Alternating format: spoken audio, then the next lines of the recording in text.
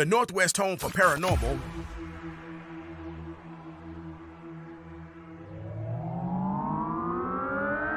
You're listening to U.S. Phenomenon with your host, Mario Magana.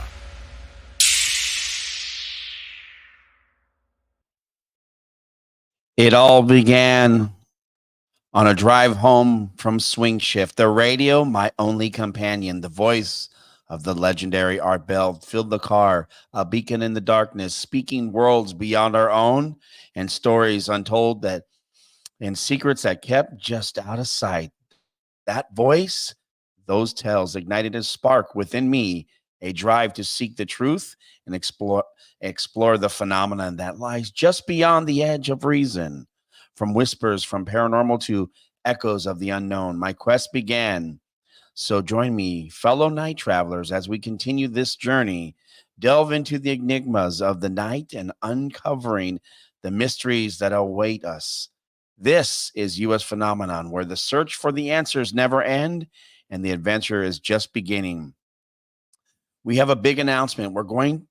Have been working very diligently and very hard to bring you our second annual U.S. Phenomenon Sasquatch Conference.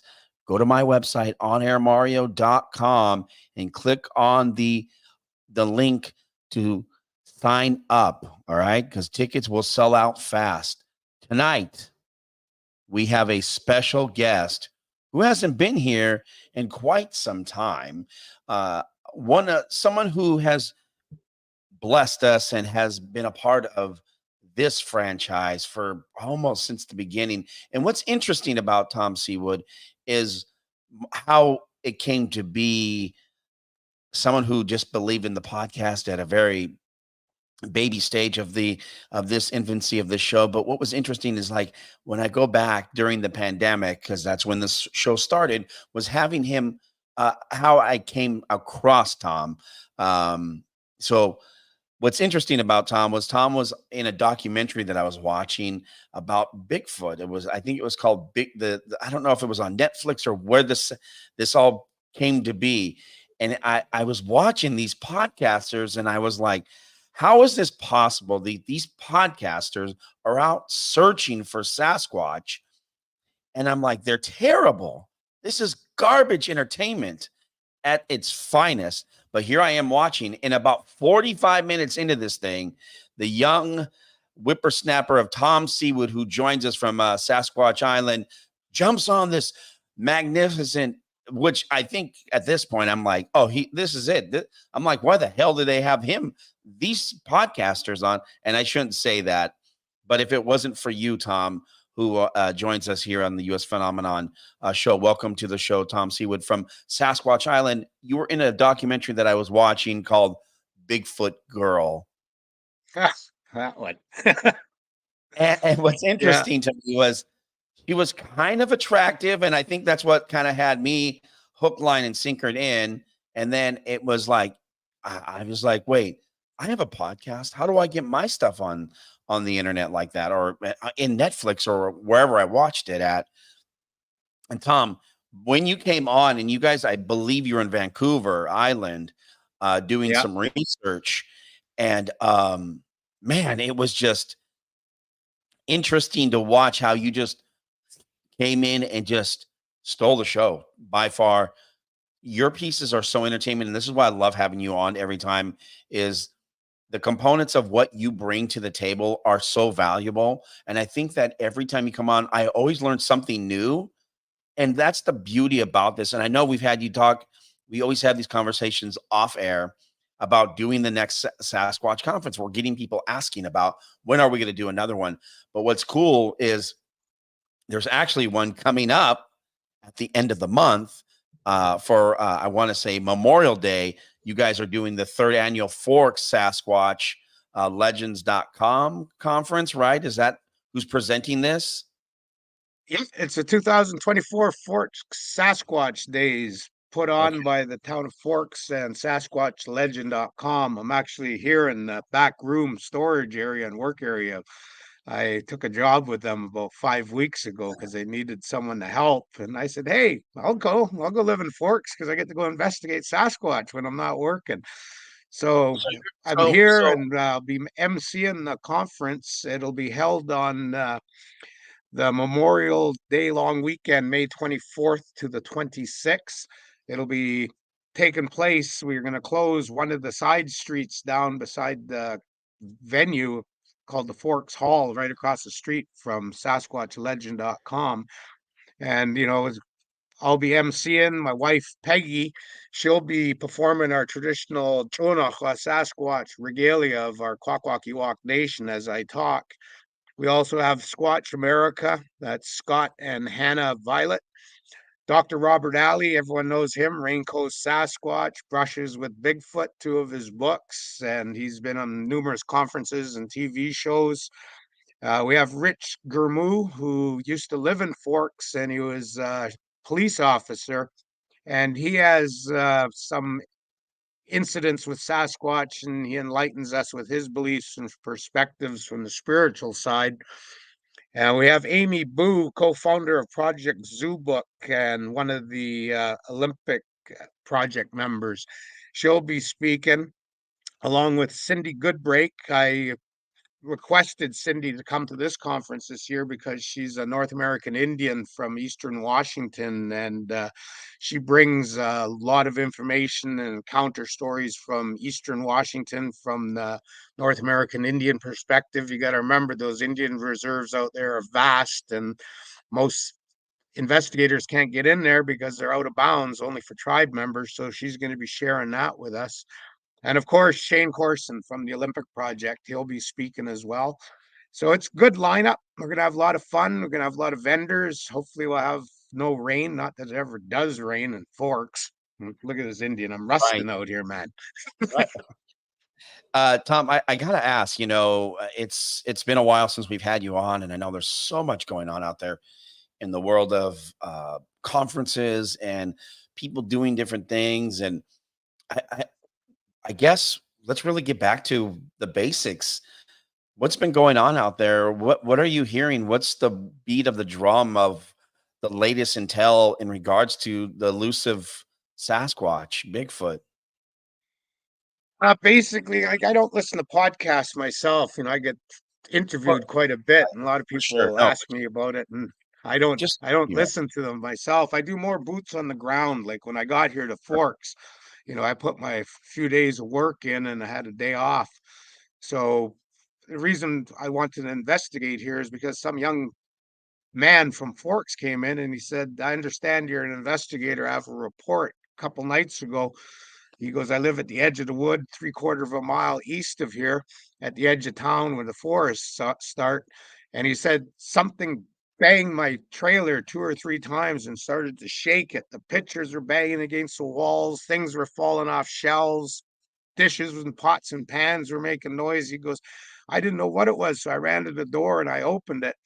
And I was looking out the door where the screen door was with glass, and there was a big Sasquatch. It turned and looked at me and grimaced, turned, and just bolted, jumped across the creek in the backyard and disappeared into the forest. So right there, I asked him how big was it, and he figured it was around 7.5 feet tall and big shoulders. A standard norm, big male, more than likely a sure, scout or a hunter. So right away, I went boots on ground. After being a hunting guide for over 24 years and living in the bush for over 26 years in northeastern Vancouver Island, British Columbia. I used all my bush skills and I went in there. I was dressed in neutral colors, greens, and I just went stealth. I was crawling most of the time, using trees to hide and peek and brush to crawl through. And I remember my knees getting really wet and sore because I have bad knees from 49 years being a commercial fisherman. But I just kept pushing on. And then I was going to the top of the knoll because that's where Sasquatches will sleep during the daytime. And they'll have a scout watching, of course, for any perceived threat. And I was trying not to be seen, but there was a little grassy area between some hemlock trees. So I crawled across it and I was halfway across it. Bang! I heard a tree knock above me. And I knew damn well I was bingoed by a scout Sasquatch. And I oh, rolled into the bush. I tested the wind and I used the wind to my advantage. And suspecting they were looking at where I'd went across the grass, I actually went downhill and I skirted up behind them downwind. And as I was going up the hill, that's when all of a sudden I heard bang, bang, bang, bang, snack, big tree break. And and then I stood up and I ran, and that's when I could hear two big somethings just boom, boom, boom, boom, boom, boom, boom, boom when they ran down the backside of that knoll. And of course, I never saw them. I got up to where they were. You could put my hand down in the duff of the forest under the spruce trees and hemlock, and you could feel the warmth. And you can smell it a bit. And then off to my right, there was the tree break. So I got to go up there with a saw yet and cut it and bring the tree break, because where I'm at right now in the back of SasquatchLegend.com, we have been talking about the possibility of this fall, winter, early spring, me staying here and making this whole room, about, I guess, 4,000 square feet into a Sasquatch museum with a heavy North American Indian cultural component. Something very unique for museums. But, that's what's been happening with me is, I'm in Forks, Washington, the Olympic Peninsula hotspot, and I've been getting reports pretty much every week and boots to the ground. So anyone wants to come join me, come out here, grab a motel or a campsite, and let's go investigate. It's funny because the last time I wasn't in Forks. I was more near, uh, what is it? I would say the heart of the hills, which was the campground, the national park there, just on your way up to Hurricane Ridge. What's interesting, Wahauia Campground? yeah, somewhere yeah, I forget the name of it. I think it was Heart of the Hills, I believe it was called, as the Mm, campground. Um, so when I talk, I guess I didn't go all the way to Forks, but Tom, you before going to Forks, you were in Kent doing boots on ground in Enumclaw, Buckley, Mount Rainier area, right? And I mean, so you now boots on ground up in is probably a hot spot, because there is another group that's out there. What is it? The Olympic Project, right? I yep, haven't had the a Olympic lot of Project. I haven't spent a lot of time with them on the show, and they haven't. Yeah, I don't think they've ever been on the show, to be honest with you. Um, what's interesting to me is that is a hot spot over there where you're at, and it's great to get these stories from you. And I mean, right away, it's like, man, these are great stories. But some of the experts, including yourself, I should just say, the encounters that you and I have, the conversations that you and I have had in the past are always have been super consistent, Tom. And that's the one thing I love about having you come on the show, to give someone like myself, who I've never had this experience. And I know that you're like, dude, you got to come out with me in the bush. Let alone barely have time to do the show and the podcast, let alone go out and do research. Thank God you and teams like yourself exist. And the last time we talked and we had this conversation about, you know, people getting involved and seeing the money component, right?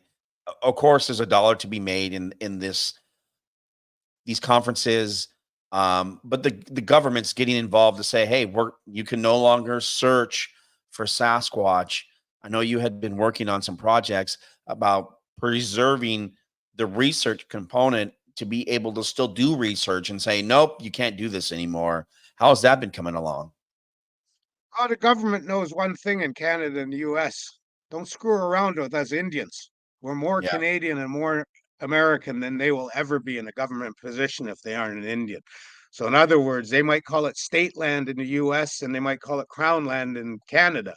But to us Indians, it's our land, always has been. And as the court case is showing, it's ours. So the government knows they can flap their lips all they want, chatter, chatter like a Sasquatch about stopping us from going into the forest. But, we have our constitutions in both Canada and the US, and we have a lot of freedoms, and they better not impede on that, especially for Indians or an Indian who's bringing people out to go look for a Sasquatch. It's just, there's Well, and boundaries they have to realize that they can't cross. I for those who I don't know if people do or do not know that you can't, in the state of Washington, it's illegal to actually hunt for a Sasquatch in regards to shoot one down and kill him or her. I know that was a Dixie Ray law back in those days. That was Yep. before my time. But I do know that that law exists. And the counties have their, laws too about in regards to Sasquatch. Washington State, I believe there's what, four that have, I don't know if it's a bylaw or what, but I know they have, you know, regulations that they don't condone any hunting of the Sasquatch, which, me, of course, is 100% staunch advocate of no kill, no disrespect, and no harm, no trapping. That's one of the things I've been doing since I spoke with you last. I wrote in the fall, winter, chance encounter and investigating of Sasquatch guidelines. It's just a template of recommendations so that the government doesn't come and shove it down our throats. We did it with the grizzly bear tours and the whale watching up in British Columbia. We knew the government was going to come with some bureaucrat in some office who's never been out in the water or in the bush and been on a grizzly bear expedition tour or hunted them or whale watched. So we came up with recommendations that we gave to the government, and they used that to bring in, strengthen some laws and to put regulation out pertaining to, yeah, you can do grizzly bear tours, you can do whale watching, seal and sea lion, eagle, bird watching. But here's the regulations you have to adhere to that were recommended by the First Nations, the Indians, and by industry that were participating doing whale and bear watching. And that's what I'm saying, that we as a community of enthusiasts that want to investigate Sasquatch and commercial operators that are doing tours and making art and selling things and having conferences, we need to sit down, look at my recommendations for guidelines, add to it, amend things, and then we give that to the governments and go, here's our recommendations, and that's, simple as tom.sewid@gmail.com, and I'll send you the draft that I've come up with, and it's pretty in depth. Our guest tonight, Tom Sewid from Sasquatch Island, who is hanging out at his new second home from home, I guess, at SasquatchTheLegends.com. Tom, in all this, in all these times that we've, had conversations, talked about, you know, having Sasquatch be so rich, do you find that Washington State, out of all of your travels, do you find that Washington or Vancouver has the most concentrated amount of Sasquatches for this area, for Turtle Island, as you call it, right? Is that No, right? Did I call Indians call North America Turtle Island. I call it Sasquatch Island because everyone, Indian tribes and everyone else, has stories from the states, province, and territories where they live about the large hair-covered bipedal creatures known as Sasquatch, Bigfoot, Momo, Grassman, Skunk I, Ape. The list goes on. and why But I don't want to interrupt you, but go ahead, finish your thought there. but in answer to your question, I think British Columbia and all my investigating and living, I think British Columbia, when you get away from the urbanized areas, you're probably going to have a better chance of an encounter up there. Washington State, they seem to be, from my investigating, that they seem to be more withdrawn away from the urban centers. There is the few urban Sasquatches, like in Enumclaw Buckley up by the White River, Muckleshoot Indian Reserve, east side of Renton, Washington, here on the Olympic Peninsula. But if you get towards uh, Port Angeles and then down towards the highway that leads to Puyallup in Seattle area, there's all the houses and urbanization, and there's very few encounters that you hear reported from that area. But here up on the central to the tip of the Olympic Peninsula, there's reports all over, and we just actually produced with my team the Olympic Peninsula interactive map, which will be going live on Sasquatch Island here in the next week or so. And it'll be icons with Sasquatch silhouettes for sightings that you click with your mouse or your pad, and all of a sudden it'll pop up a little bubble with the date, what happened, what they That's saw. awesome. That's great, Tom. I'm going to have to link that on the website, so it'll drive traffic for anyone who's looking for a Sasquatch, who may be on our page looking for something. And this is something that I've continued to tell everyone. It's a community thing, and my 2024 goal was to continue to local promote other things that other local community members may be doing, such as yourself, Tom, who now will have an active interactive where you can look at this kind of thing. And this is great because then it links straight to your website, and then boom, here it is. Here's what I want to Well, ask. Go if ahead. you go on SasquatchIsland.com, my website, right at the bottom of the homepage are the 5 banners with links to the 5 conferences that I'm participating at and performing, speaking at over the next 5 months. And then at the bottom of the homepage is my Vancouver Island interactive map of sightings, encounters that I've recorded and remembered through the years and wrote down. And then there's the Canadian Sasquatch map. And then that's where the Olympic Peninsula map will be going. And when we talk about these, and I want to get into the component of the different types of Sasquatches that have been reported. And I think, Tom, that as you talked about the bipedal, there are components where people will talk about Sasquatch and they go in a different direction, in a dimension where it talks about, look, okay, this is where it always gets very strange because everyone has their own opinion about the elusive Bigfoot Sasquatch. Now, for me, this is the one opinion I always give. I'm a believer that I want my Sasquatch to be indigenous to the planet. I believe that's my theory. Okay. I don't tell anyone whatever. This is me. That's my own opinion. I typically don't give a lot of opinions on the show, but that's mine. Now, I know there are other people that we've had on the show, and there are other individuals who out there believe that Bigfoot may be some type of trans-dimensional creature, right? And when you run across people I know you're very respectful about how you come across this, does that do you have an open mind to those stories? Do you listen to those stories, or how much of it? I mean, I should be very careful because someone who comes to you who may not be in the community, right? Who, like myself, who don't go to conferences or we don't put on conferences.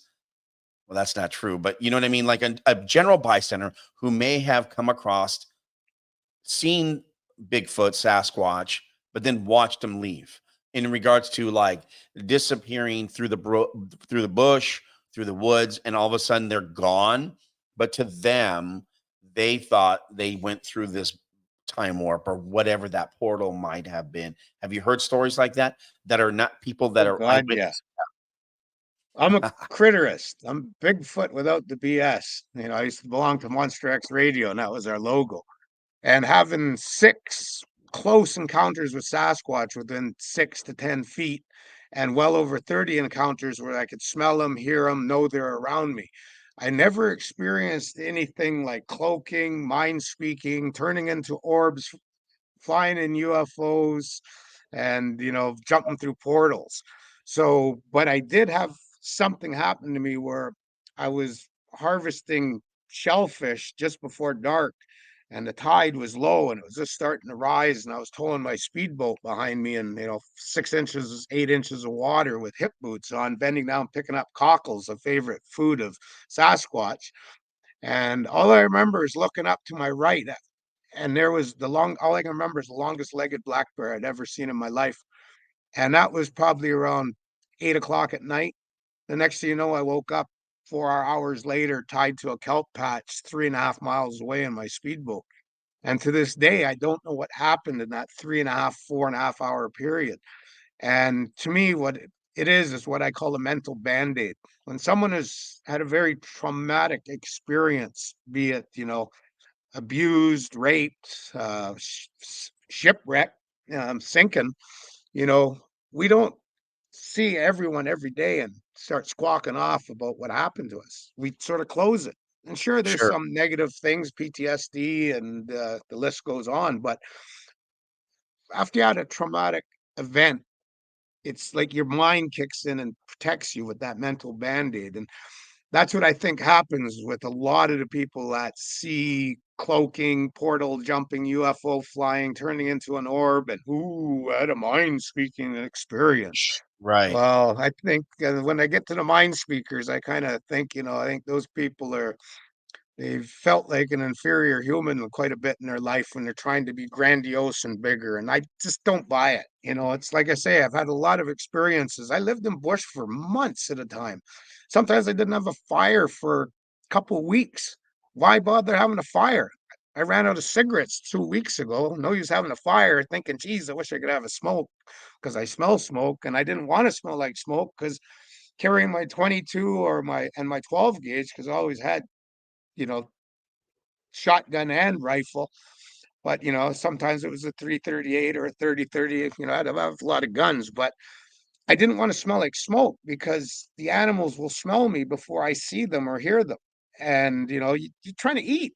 I'd go out in 2 weeks. I'd be out of coffee, cigarettes, and that was it. You're just eating like a Sasquatch, reaching out, grabbing, bending over, rolling, lifting, digging, and you want to be able to see that grouse or that Right. deer, and you don't want them to smell smoke. But so at night when you were sleeping and you go to sleep before it's dark. What do you want to be awake for at dark? It's just gonna noises and the smells are gonna scare you. It's Right. dark time. And you go to sleep and you wake up in the middle of the night, you look at your watch, and all of a sudden it's like, the hell woke me up at 2:20. And you smell, you smelling away, and all of a sudden you smell that body odor like a street person times 30, that human stench that just wants to make you gag, and you get a whiff of that. You know darn well what it is. This Chonach, the Sasquatch, is casing you out, checking you out, and it's downwind from you, smelling you. That's why you can barely smell them. And so not having fires, it takes a while to get used to, because fire is security, always has been since we first started clicking rocks together or getting Right. fire from a lightning strike. But anyway, out there in the bush, it's a whole different mentality that you have to have in order to survive. And that's how I think when I go out looking for Sasquatch. I think like them. I've lived like them for months out there. So, it's why when I listen to people coming up with these things, what we call woo woo, all these supernatural, stupendous things that apparently happen, I think they just got so scared when they got close to the Sasquatch, their mental band aid kicked in and they came up with a UFO flying, portal jumping. And when it comes to cloaking, Sasquatch is forgotten more than we will ever know about being camouflaged and blending in and breaking silhouette and blending in with the background, and so that's how I look at it. Tom Sewid from Sasquatch Island. I was looking up some stuff here. Here's the website here. If you ever get a chance to take a look, go to the website. Go to Tom's website here. We have there's so much going on. It's got your conferences here, the boat stuff. Here's what I wanted to ask you. So, when I was doing this drive, I was actually trying to pull up a map so that you could take a look at this. But I was driving off 410 and we went to go to some hike, which was supposed to be, it was off of 410 before you get to the green water. Is that right? Green water over Yep. there, green. And Yep. you Green turn, water. so you turn off the highway off of 410. You go over the crosses. There's like a helicopter pad there, and there's some dirt roads.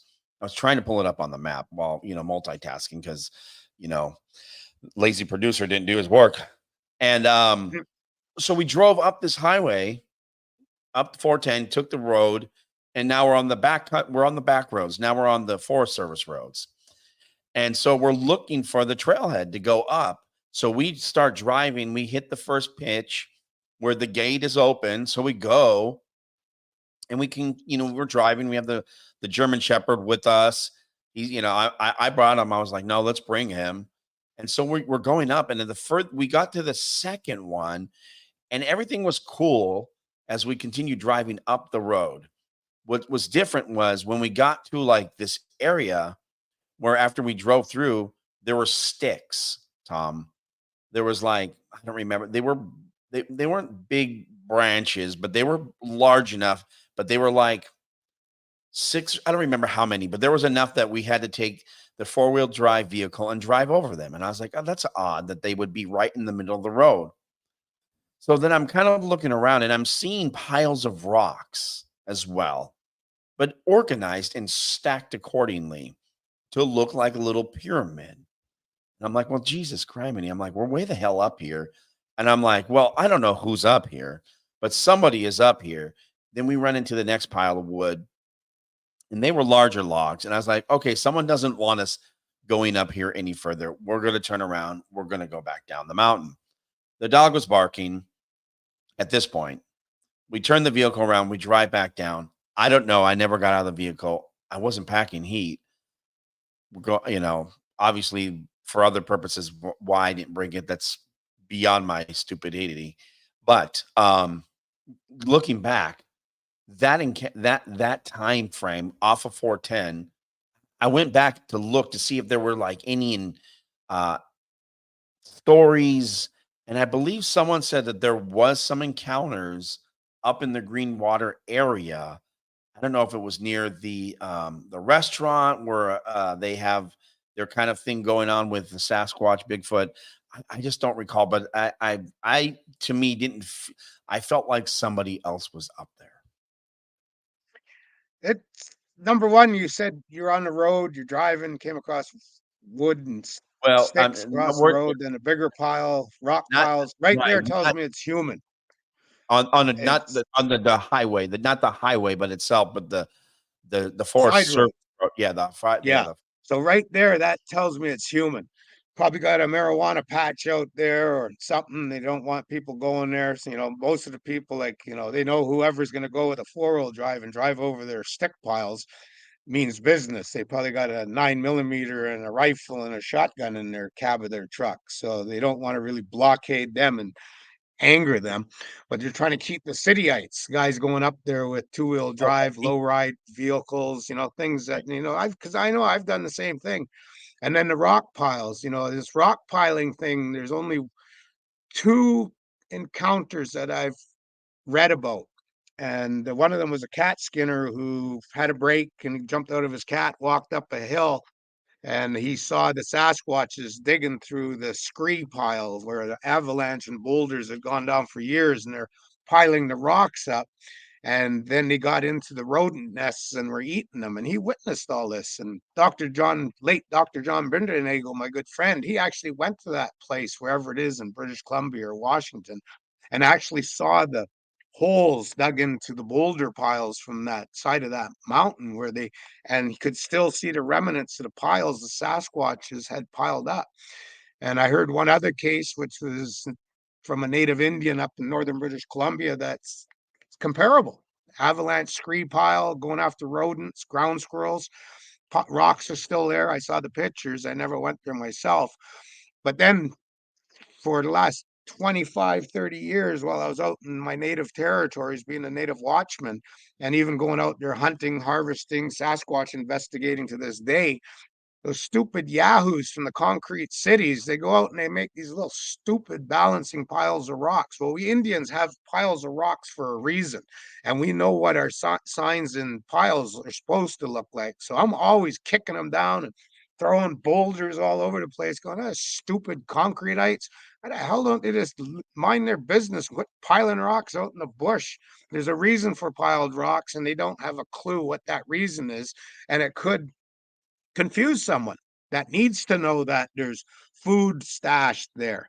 They might see a pile and go, hey, there's a cache of food and I've been, lost. I dig away and expel all this energy. There is no food because some stupid cityite went and piled rocks there.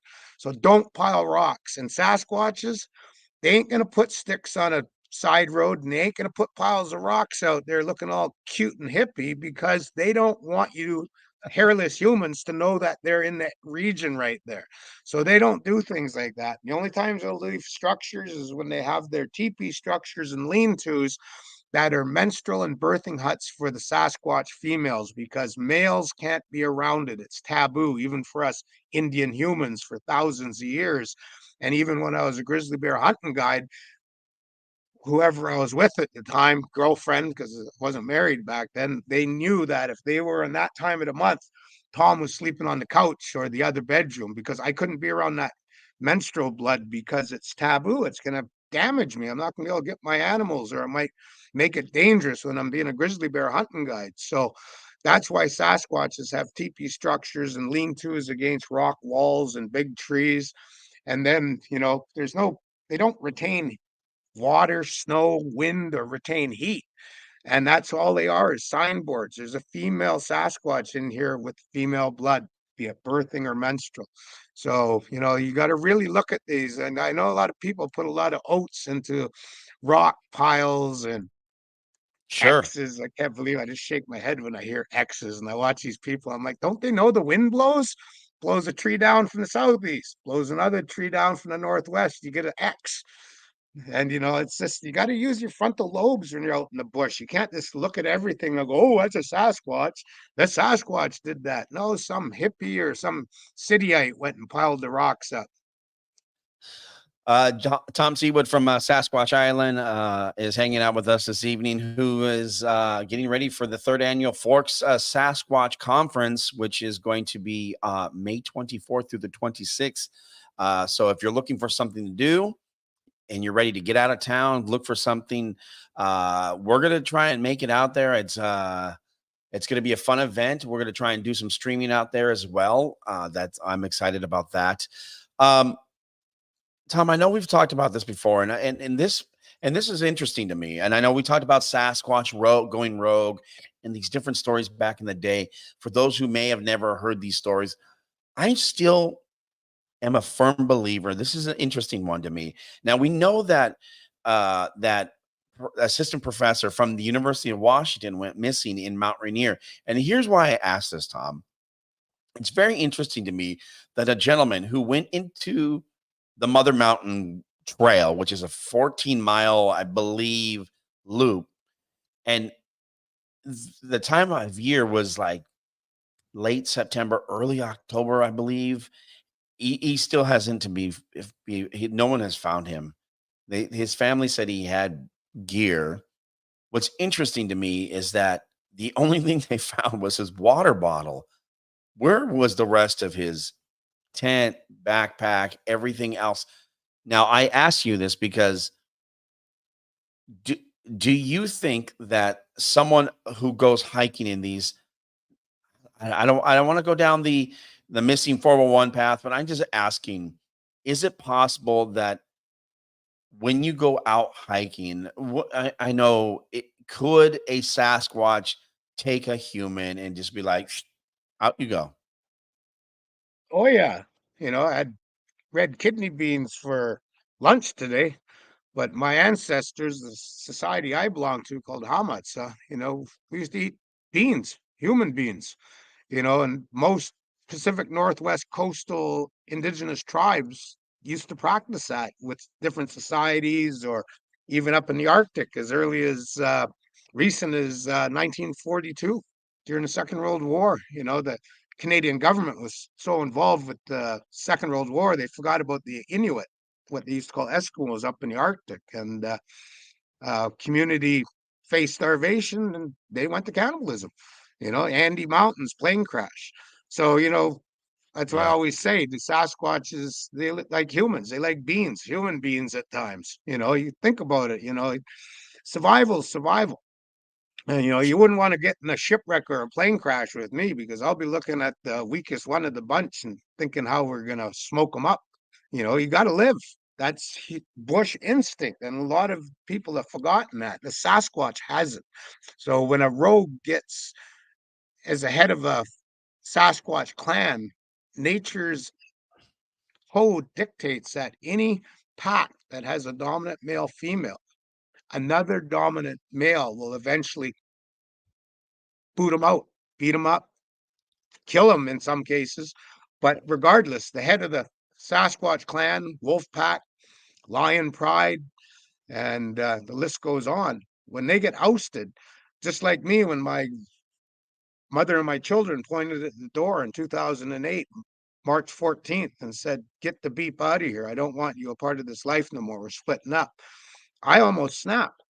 All I wanted to do, because I lost everything in a court case 2 years, 8 months prior, $640,000 judgment it gave me. All I wanted to do when I came back to Vancouver Island was to go hunt those two humans down. But something stopped me. A sign stopped me in Campbell River, and I chose to bounce instead of going to a deeper, darker level. But I know what it's like for a Sasquatch. If all of a sudden you lose your children, access to be near them, you lose the access to mating with your mate. You're no longer the dominant male. And when it comes to the clan eating a elk or a deer or whatever the Sasquatch is eating, do you think the dominant male Sasquatch now is going to allow the past dominant male to be anywhere near them eating? No.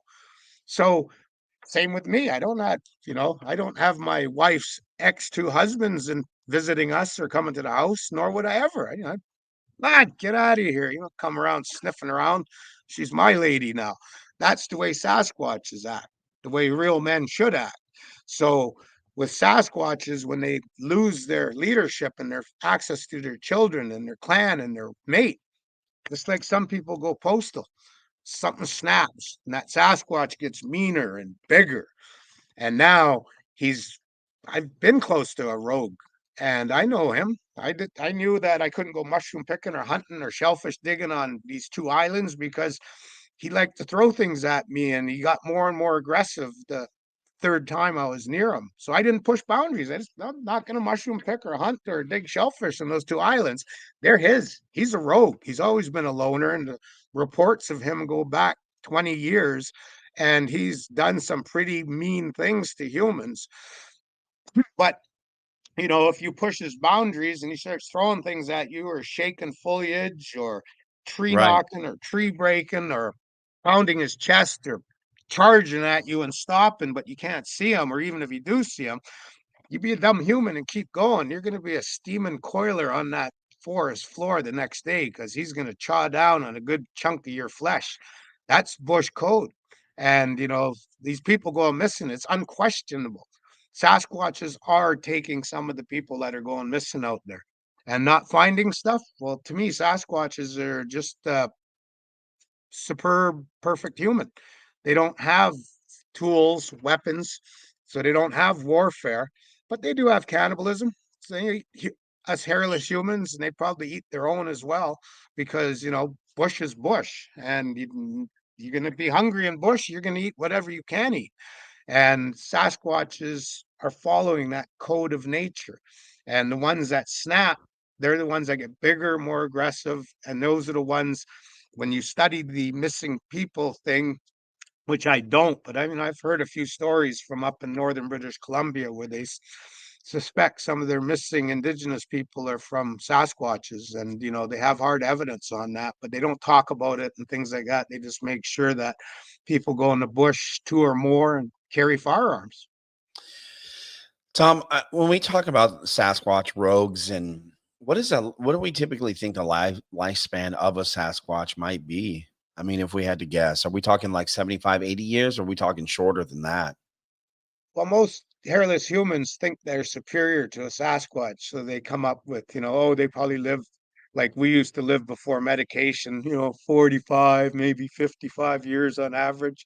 When you're an investigator like me and you've been an Indian for 59 years, you dig in deeper and you talk to those Indian shaman from different tribes, like I did in Sure. Nebraska and Northwest Territories, Alberta, British Columbia, Washington State, and the list goes on. And then you find out, like the Omahas taught me, they call their Sasquatch Sitonga, keeper of the medicine. And the medicine people I spoke to there told me that they put plants out from root to leaf, to bud, whatever, different seasons. They put the same plants out. And the Sasquatches have an offering of food put out as well. And at nighttime, they come to their yards and they'll pick off the bark or the roots or the buds or the flowers or the leaves that are good in that time of the year, that season for medicine, and they push the rest off the table or remove it from what they pick off, take their food offering. And shamans from native tribes, when you investigate and actually read a book nowadays, because there's those great things called books that were written in the 1800s and 1900s, and when you read about the Indian people at an anthropological level, a path of anthropological gaining of knowledge from the Indian people, from the books that were written about us, different tribes, you'll find that our shaman apprentices would disappear for months, years at a time. And when they returned to the tribe, they had all that knowledge up there about the medicinal plants and remedies and poultices and seasons of harvest. Well, what those shaman apprentices were doing was learning the trade by living and interacting with the Sasquatches. And that's why people need to listen to me. If you want to be a Sasquatch investigator, the area you're going to investigate, consult protocol with the local Indian tribe. Find out, say to hello, I mean no harm. Hello, I come in peace. Hello, I don't know who you are. Goodbye. I'm not a threat. Learn that. Even if it's Pidgin Indian, you're going to say, but you'll Right. find that those Sasquatches know because they were interacting with that Indian tribe shaman. Some tribes are even still doing it in this modern day. Most people go, oh no, in this day of cell phones, there's no way. Yeah, there's a reason why a lot of Indian reserves are out of bounds for Sasquatch investigators. And, more and more now that the industry's exploding like a supernova of Sasquatch, the industry, and Sasquatchology, the study and enthusiasts and conferences, the Indians now are starting to step up, going, oh, okay, we're going to have to come with some tribal laws pertaining to Sasquatch. Like you can't come into our Indian reservation. And if you are going to come in our traditional territories, consult with us. And, that's what us Indians call protocol and permissions. And, something that everyone should do if they want to investigate Sasquatch, get along with your fellow humans. For sure. Do you feel like the industry has changed since 2020 in regards to, do you feel like it's stagnant? It's still the same conferences that you've seen? If you were to tell the average, like someone like myself who's never attended a conference, what would be the ultimate conference someone should attend? Should they start out at a small one? Should they go to maybe the every I swear to you, Tom, everyone has a little bit of curiosity about the Sasquatch. Where are we Oh, sending these? absolutely. Like Medellin Falls, we're catering to, there's we found for the last 3 years that the local Indian tribes, they have a few people participating, but not many. And that's why we have only two North American Indians in the lineup. But whereas non-Indians aren't really interested in listening to Indians out here in this area. That's what we found. And then you got Kelso Longview, where I was talking to a gentleman here where he attended it this year, and he had this company, Where's My Fry Bread, was invited down there by the people, and he said, "Oh my God, they don't like Indians down there in Kelso Longview, Tom." I'm like, "I can't believe you went there." He goes, "Oh man, they'd see me and see that I was selling bannock and I was Indian. They go walk way around my booth." He goes, "I had a prime location, but I didn't make bugger all for money because none of those non-Indians wanted my bannock and my bannock tacos." So every area is different. Whereas Medellin Falls, I was helping them develop the lineup last year, and I racked and stacked it with Indians. And you know what? Stephen Major held his conference the same weekend in Spokane, not an hour and a half south of us, and he stacked it with non-Indians. He had what, 182 people show up at his conference. We had over 6,500 to 7,500 Saturday, and even more on Sunday, where the first time ever I've been to a Sasquatch conference on Sunday morning, talking to all of the vendors because I helped coordinate that one. And Sure. they were just like, "I'm sold out, dude." He goes, I'm waiting for my wife to show up with a few wind chimes or this and that, the other thing. And we had to drive last night to go get potatoes from a 24-hour store in Spokane because we ran out of potatoes for what we sell. And that was so fulfilling to hear that the vendors are running out of stuff after first day. And we had over 6,500 to 7,500. And what I saw was, it was because I asked people when they came to my booth, "Why are you here?" "Because of you. You got all this Indian stuff, all this t-shirts and books and different things. And there's other Indians here and they're speaking." And they brought in Jesus Payan, who was on Breaking Bad season 1 and 2, playing Gonzo, the bad Hispanic guy, but he's actually got Mayan and North American Indian blood in him.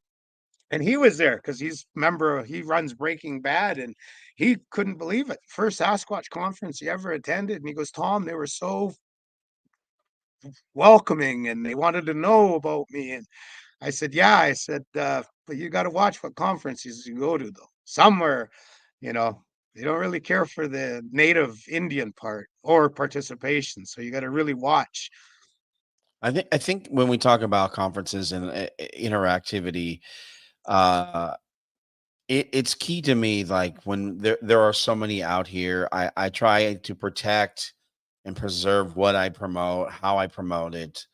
Um, so if you get a chance and you're looking for something to do, on Labor Day weekend, Memorial Day, excuse me, you can go see the 2024 Sasquatch Forks Sasquatch Days, May 24th through the 26th, right there at the Rainforest Arts Center, 35 North Forks Avenue in Forks, Washington.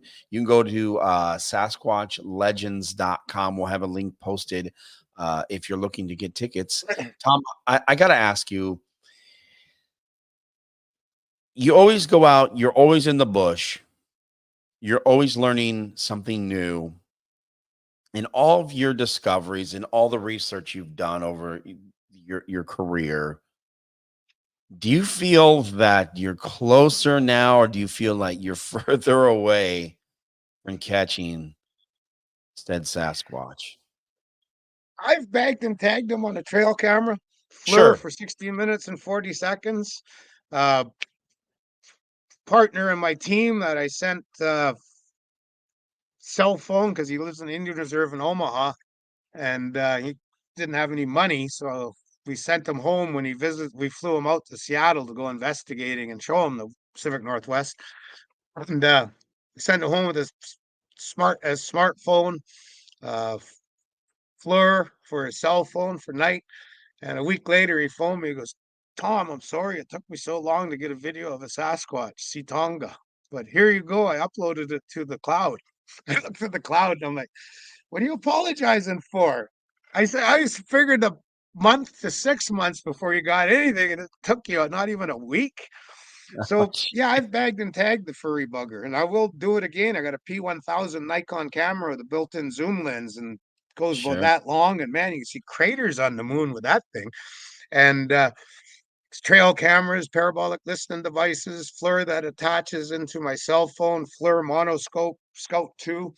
So I got all the bells and whistles, and I'm trying to get that good video, I'm trying to get an interaction going. So, as far as, am I closer now? I think I am because I got all the fancy electronics now and I'll be able to sure. record it. Whereas back in the day, I didn't have a camera, I didn't have a cell phone. I'd be like, hey, look, there's a Sasquatch down the beach.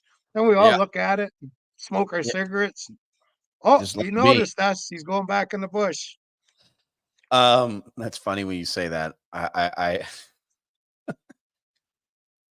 Is there anything that you think is going to be a part of the Sasquatch conference that you guys are doing in Forks? Well, Sasquatch, the Sasquatch days. Is there something that someone who's going to go out there that are there going to be? Because I've not been, and when people show up from time to time, do you guys go out to do other things other than just hang out and do the Sasquatch days, the event itself? Is there anything on the itinerary that is going to be over the top this year? Well, number one, we're gonna have Shane Corson from the Olympic Project here, and he might bring a couple other team members. Who knows? Maybe David Ellis, team member, might show. Maybe Derek Randall's Amy Boo, she's part of it. She's going to be speaking as well. So to Sure. me, that's huge because in Washington State, your greatest Sasquatch investigating team out there is Olympic Project. I have learned so much from their investigating, clicker rocks, where to look, where their sleeping areas are. And, it's just, they just educate me every time I hear them speak at different conferences. And I've probably seen them half a dozen times at conferences since 2014. And I learn something new every time. And as far as, coming to Forks, just seeing this place, SasquatchLegend.com, this is bucket list if you're interested in Sasquatch. I painted the murals outside 7 days. Me and Peggy were under tarps because 5 days it was a monsoon, but we painted it in November so that when you come in, you got some visual eye candy pertaining to Sasquatch. And you'll see the big white Bigfoot cast with SasquatchLegend.com above the door, second floor. And I made that in my garage in Kent last year and delivered it at the beginning of the conference last year. And then coming into the store, you're going to see things like it's like a museum. They got all the Sasquatch celebrities you hear about or see on TV. They got little write ups. They have their t-shirts and art they've created. Like Amy Boo has a t-shirts and jewelry and books. And, it's just, you see in SasquatchLegend.com, you see how dedicated, devoted, and making money from the whole subject of Sasquatch. Guys like Cliff Barrickman, Mark Marcel, the Olympic Project, uh, and the list goes on that you're going to read about on the walls, and then beneath is everything else, and it's just amazing. Like I see it every day here. People come in and they're just flabbergasted. They come in and the first thing I do if there's young ladies, I'm like, Twilight Corner's over there to the right because we have a Twilight table because of Forks being Twilight Town. But then Right. the people coming in, they ask me the question. The ones that know about Sasquatch and the shows they watch, it's like they just walked into I'm heaven. back up. It's just Yeah. like, oh, look at all the Sasquatch stuff. And, Right. they're asking questions. They're buying my book. I just published a book, Sasquatch Island, the Other Tribe, with a bunch of pictures and stories. And, we're big piles of them and they're going out the door steady. And because, people get to come here and meet a real, not ego or big fathead, but they meet a Sasquatch celebrity, a guy you see on TV, here on podcasts, video casts, throughout the internet. Other than Cliff Barrickman's store, where are you going to get that? Yeah. Because the other Yeah. guys that have stores aren't on TV like me and Cliff and are well known like Cliff and I. So coming to SasquatchLegend.com, and that's why I'm here. Give the people that are interested in Sasquatch or they're investigators or enthusiasts, give them someone to sit down at the picnic table in the store and sit down and chatter like a Sasquatch with me about Sasquatches. That's bucket list, man. And I love hearing their stories and encounters. Tom Sewid from Sasquatch Island, huge, I would say a friend of the show. The third annual 2024 Forks Sasquatch Days. Now, people are camping out here, right, Tom? This is a camp thing, right? Is that how that works? Oh, no, no, no. There's hotels and Airbnbs, So, motels. so Book you can, now. yeah, Yeah. yeah, yeah. If you're coming, And then you there's got it. campsites. Sure.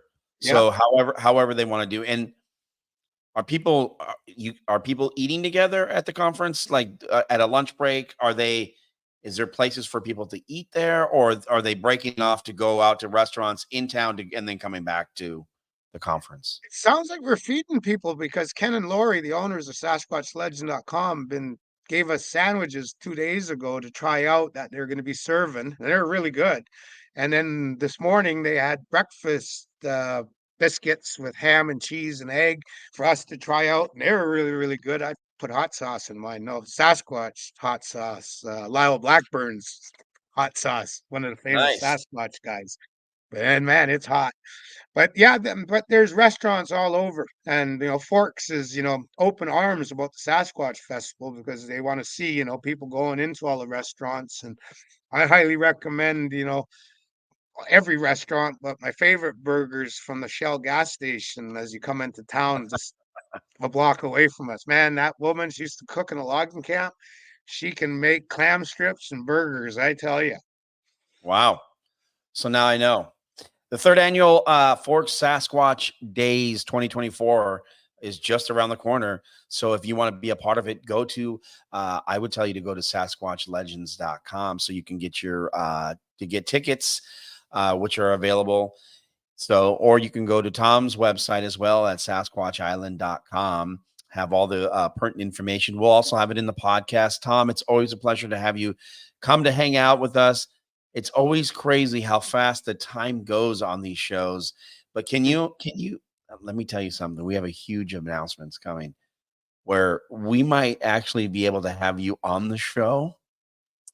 And then in the next hour, that's right, 2 hours of US phenomenon and take calls from individuals.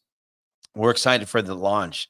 So if you're out here listening to one of our radio stations and you're ready for the second hour of US Phenomenon, you got to get a hold of your local radio station. Send me a text. Yeah, send me a text 775-990-5151. Say, yes, I'm ready for a second hour. And what station you listen to us at? We're really pushing for KVI, our flagship station, for the second hour. So we're working on that. So if you send an email to the KVI staff, make sure you send an email letting them know that you love the show, that you're ready for the second hour. Tom, when we do that, we're going to have you come back. We're going to do the show live. It's going to be at night. Well, obviously the show's at night, but we're going to do it where I'm actually in the studio. We'll do it live. You'll take live callers. And that's what I mean is we'll take callers. So we'll be in the studio so you can take callers, and maybe we can do we'll do something fun that if you're a US phenomenon, US phenom, we're going to hook you up with something, and we'll get it all dialed in on the website. But always a pleasure, Tom, to have you come on again. The third annual Forks Sasquatch Days is just around the corner, May 24th through the 26th. Rain or shine, right, Tom? This thing is going to happen. Yeah. And don't forget, we got big canopies coming. So if it's raining, not that it ever rains in Forks, Washington, but we'll have big canopies and inside stuff. But get your tickets at sasquatchlegend.com. And I've done all 4 lanyards this year. We got a unique the white, looks like a Bigfoot cast with Sasquatch, the legend.com, the festival and all that. The lanyards I make, because I know a lot of you that go to conference are collecting your lanyards. So we've been kicking it up, and we have the other year's ones available here as well. But look forward to seeing you out at the Forks Sasquatch Festival. It's going to be awesome. I love the idea. The lanyard thing is a great thing because everyone loves the collectible stuff, right, Tom? I mean, it's fantastic. Again, there'll be a wonderful conference. Plus, when you go to Sasquatch Legends, the storefront, all the paraphernalia and all the Bigfoot stuff that you could ever want and purchase at your fingertips at one location. Plus, I'll probably be But on site. don't Go ahead. forget though, SasquatchLegend.com, where I'm sitting right now. When I come to work tomorrow morning, after I get the coffee going, put the flags out and everything, I got to sit here and do what we call dailies. Those are the emails that come in where people have purchased from the website, and we bring them to the post office that day and ship them out to you. We have a huge online store. Yeah, so go to Sasquatch if you're interested in anything paraphernalia. Sasquatch, go to the website sasquatchlegends.com. Tom, any parting words or advice for anyone who may be out here looking for the elusive Bigfoot? Be careful out in your investigations and always heed their warnings and always respect Sasquatch. Sasquatch lives matter. Whoop, whoop. Whoop, whoop. I will say this, Tom, it's always a pleasure to have you come on to hang out with us. Always fun to have you come on.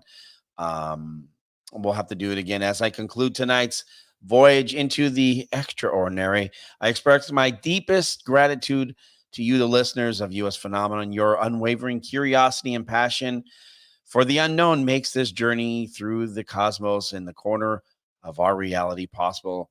To my daughter, the beacon and of inspiration and joy of my life, thank you for reminding me every day that the greatest mysteries aren't just out there in this vast universe, but in our loving hearts of our home. As your host, Mario, I leave you with this thought. Keep your gaze fixed on the stars and your mind open to the endless possibilities. May the questions you pondered tonight spark conversations, inspire dreams, and remind us all that we are a part of the grand, mysterious phenomenon. Good night. Stay curious. And remember, the adventure never ends. It only transforms until the next time. Keep exploring, keep questioning, and keep the spirit discovery alive. Good night. Bum, bum.